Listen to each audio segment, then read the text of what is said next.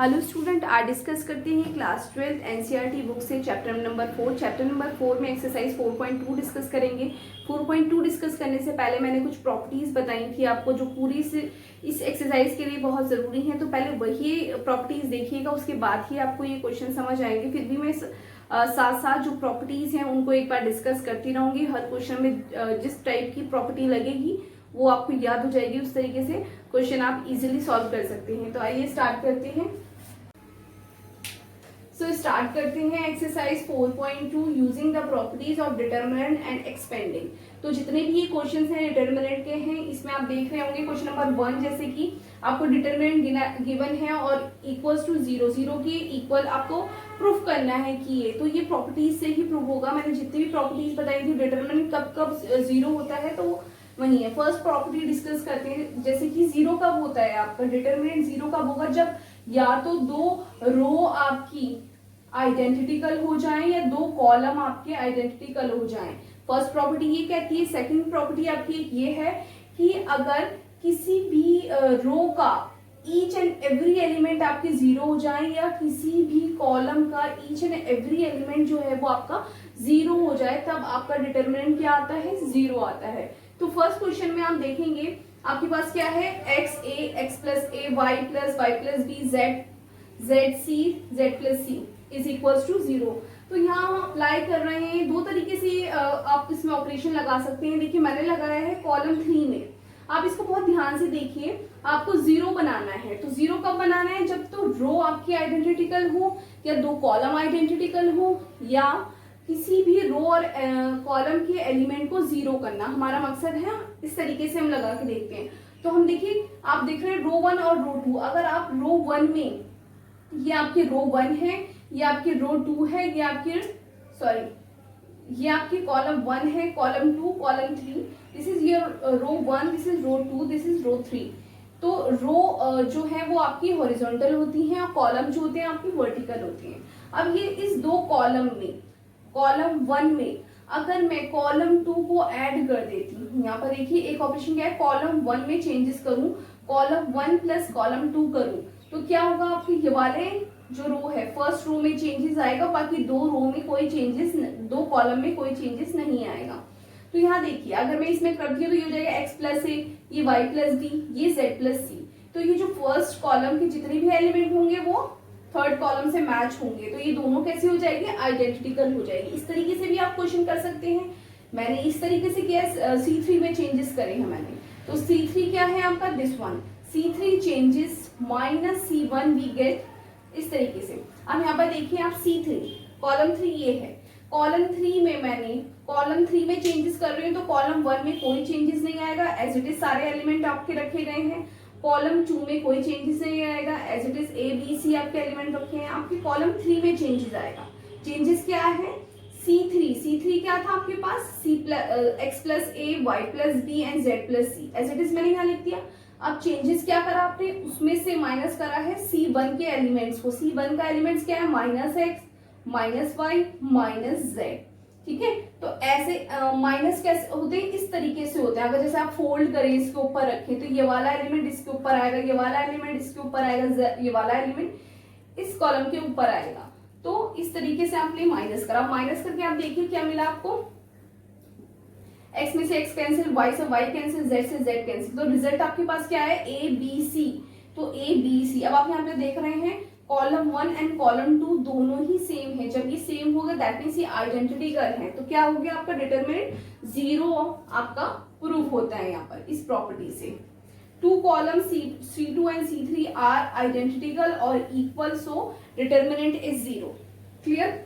Second question पर आते हैं। क्वेश्चन नंबर 2 भी सेम बिल्कुल इसी की तरह है, डिस्कस कर लेते हैं एक बार। A2, अब आपके पास ये डिटरमिनेंट गिवन है, इसको मैंने A नाम दे दिया। यहाँ पर इसको 0 प्रूफ करना है। 0 प्रूफ करने के लिए अगेन या तो आपको किसी रो या कॉलम के हर एक एलिमेंट को 0 बनाना है, या आप हर रो, दो रो और दो कॉलम को या तो आपको आइडेंटिकल लगाना है। ये दोनों ही प्रॉपर्टी आप यूज कर सकते हैं इसमें। अब मैंने प्रॉपर्टी लगाई है, देखिए आपकी कौन सी, C1 में चेंजेस कर रही हूँ। C1 में क्या चेंजेस है, C1 plus C2 plus C3। मतलब C1 में मैंने चेंजेस करा। चेंजेस ऐसे होते हैं कि C1 जिसमें चेंज कर रहे होते हैं उसको यहाँ रखते हैं, क्या चेंज है, किसमें चेंज, जिसमें चेंज होता है उसमें माइनस प्लस कुछ करा होगा या डिवाइड करा होगा, मल्टीप्लीकेशन करा होगा, उसके आगे होता है। अब C1 में चेंजेस हैं तो C1 plus C2 plus C3 क्या करा चेंजेस C1 में, C1 क्या है this one column 1, column 2, column 3। अब कॉलम 1 में चेंजेस है, चेंजेस ये इन दोनों को इसमें प्लस करा, पहले C2 के एलिमेंट को इसमें प्लस करा, फिर C3 के भी एलिमेंट को इसमें प्लस करा। अब बार बार मत करिए, एक साथ प्लस करके रख सकते हैं हम, जैसे कि क्वेश्चन में देखिए A minus b, B minus c और C minus a, A minus b, B minus c, C minus a. As it is मैंने बताया C2 और C3 में कोई चेंजेस नहीं है, तो एज इट इज आप इसको यहाँ पर इनके एलिमेंट्स को उतारिए, यहाँ पर इसको रब कर देती हूँ, कंफ्यूजन पैदा करेगा।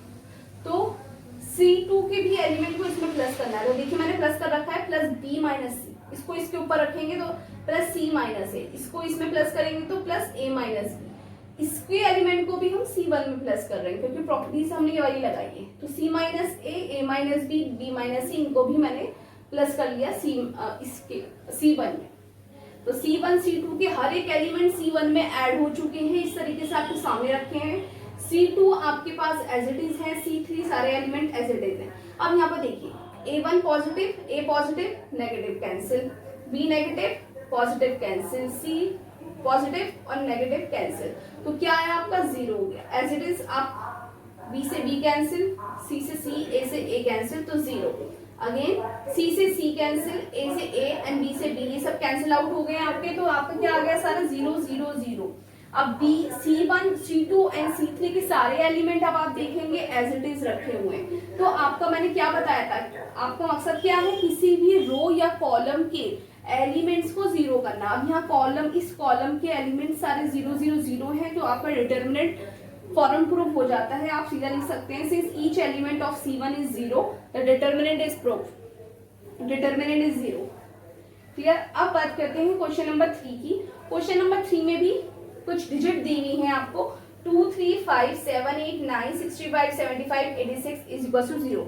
अब इसमें देखिए आप अप्लाइंग क्या कर रहे हैं, हम C3 में चेंजेस कर रहे हैं, C3 में चेंजेस कर रहे हैं। क्या चेंजेस है, C3 माइनस 9C2, 9C2 का मतलब है C2 के जितने भी एलिमेंट हो उसको 9 से मल्टीप्लाई करेंगे।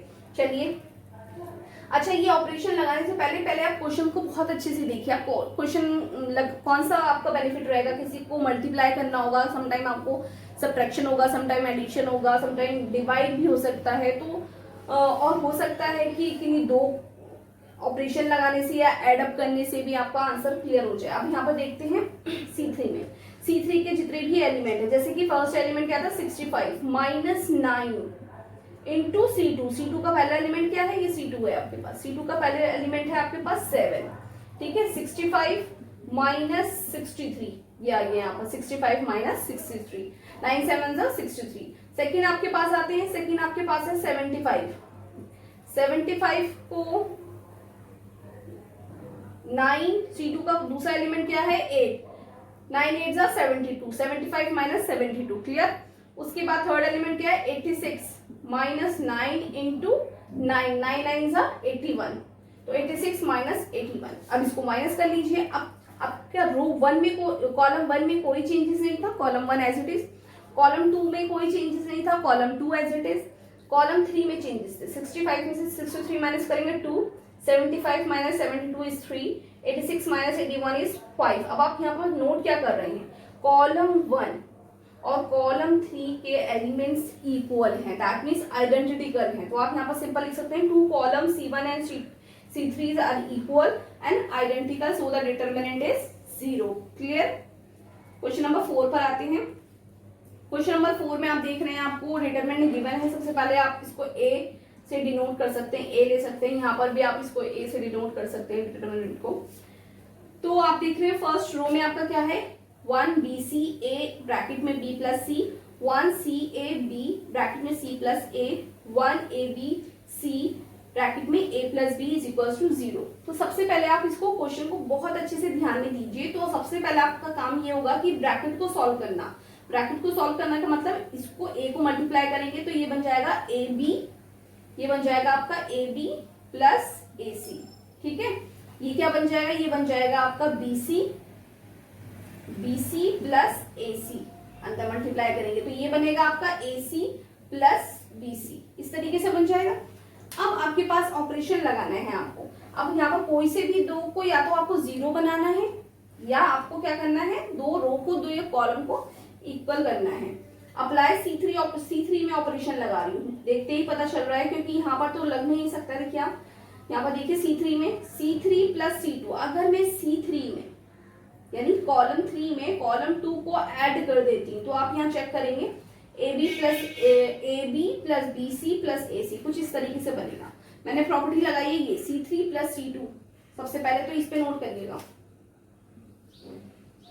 ये स्टेप मैंने यहाँ पर लिख दिया है।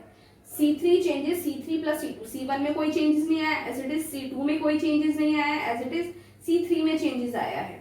तो पहला क्या था, AB प्लस AC, ये मैंने एज इट इज लिखा, प्लस क्या करा है इसमें C2 ऐड करा है। C2 का एलिमेंट क्या था आपके पास, BC, प्लस का BC, ये आपके पास C2 है, ये C3 है, तो इनको दोनों को प्लस किया है। तो C3 BC plus AC plus CA, इसमें ऐड करेंगे तो यहाँ पर CA आ जाएगा। उसके बाद है AC प्लस BC, ये ना, इसमें AB को ऐड करेंगे तो ये आ जाएगा इस तरीके से। अब आप एक चीज नोट कर रहे हैं यहाँ पर, AB AB AB, BC BC BC, AC AC AC, ठीक है। आप क्या नोट करा आपने नोट करा है कि हर लाइन में आपके पास AB plus BC plus AC है इस हर कॉलम में। तो टेक आउट, इसको क्या कर लेंगे, बाहर ले लेंगे यानी कॉमन ले लेंगे। तो हमने क्या है, taking A plus AB plus BC plus CA from column, यहाँ पर लिख सकते हैं कॉमन फ्रॉम कॉलम C3 से हमने AB plus BC plus CA को कॉमन निकाल लिया। कॉमन निकालने के बाद आपके पास कॉलम 1 में no changes, column 2 no changes, column 3 में क्या बचा, जब आपने सब इसको कॉमन निकाल लिए यहाँ से तो आपके पास 1 1 1 बचा। अब आप नोट कर रहे हैं कि कॉलम 1 एंड कॉलम 3 क्या है, आइडेंटिकल है, इक्वल है, तो डिटरमिनेंट आपका क्या हुआ, 0 हुआ। होप सो आपको ये क्लियर हुआ होगा। ये दो प्रॉपर्टीज इसमें यूज हुई हैं आपकी, दो रो